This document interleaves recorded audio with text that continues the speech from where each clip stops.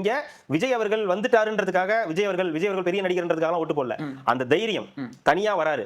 ஆமா தனியா தான் வராரு. கூட்டணி இல்ல. ஆமா கூட்டணி இல்ல. அவருக்கு எந்த இதுவும் கிடையாது, பேக்கப்பும் கிடையாது, எதுவுமே கிடையாது. அவருடைய உழைப்பு பிளஸ் அவருக்கு இருக்க அந்த ஸ்டார் வேல்யூ பிளஸ் அவர் சொன்ன விஷயங்கள், அவர் எடுத்து வச்ச இதுதான் என்னுடைய கொள்கை தலைவர்கள், நான் வந்தா நல்லது பண்ணுவேன், இதுதான் விஷயம். ஆனா நீங்க இங்க யோசிச்சு பாருங்க, பல வருஷமா வரேன்னு சொல்லி அதுதான் பல வருடங்களா ஏமாத்தி அப்புறம் 2020 வரேன்னு சொல்லி வராம ஏமாத்தி அத்தனை பேரோட உழைப்பு எவ்வளவு பண விரயம், எவ்வளவு பேர் அவங்களோட எனக்கு தெரியும் நிறைய பேர் கடன்லாம் வாங்கி இந்த கட்சிக்காக செலவு பண்ணி போஸ்டர் அடிச்சு எல்லாம் ரெடி பண்ணி மொத்தமா முடிஞ்சு போச்சு. உடம்பு சரியில்லை, உடம்பு வீணா போயிடும் அப்படி இப்படின்னு சொல்லி என்னமோ சொல்லி முடிச்சிட்டாரு. அதுக்கப்புறம் 4 படமும் நடிச்சு முடிச்சிட்டாரு. இப்போ இங்க ஒரு ஹைப் வந்தோனே மக்கள் வந்து ஓட்டு போட்டு ஜெயிக்க வச்சிருக்காங்க.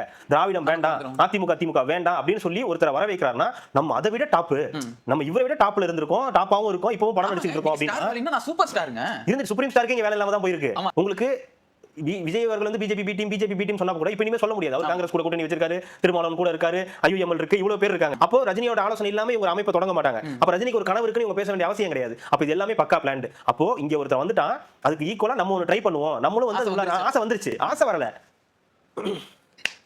அது என்ன இடிக்குது, அது என்னோட இதை வந்து சீண்டி பாக்குது. நான் 2001 வந்து கண்டிப்பா ஜெயிச்சிருப்பேன். ஷூ ஷாட் வர வேண்டியதானே, வரலையே நீங்க. 2020 உங்களுக்கு சான்ஸ் இருந்துச்சு.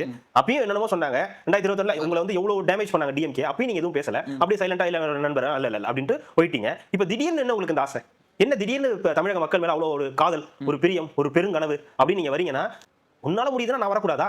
எனக்கு அந்த ஆப்ஷன் இல்லையா? எனக்கு நான் இனிமே டைரக்டா வர மாட்டேன், ஆனா பட் மறைமுகமா நான் வந்து வருவேன் அப்படின்னு சொல்லக்கூடிய செய்தியா வந்து இருக்கு.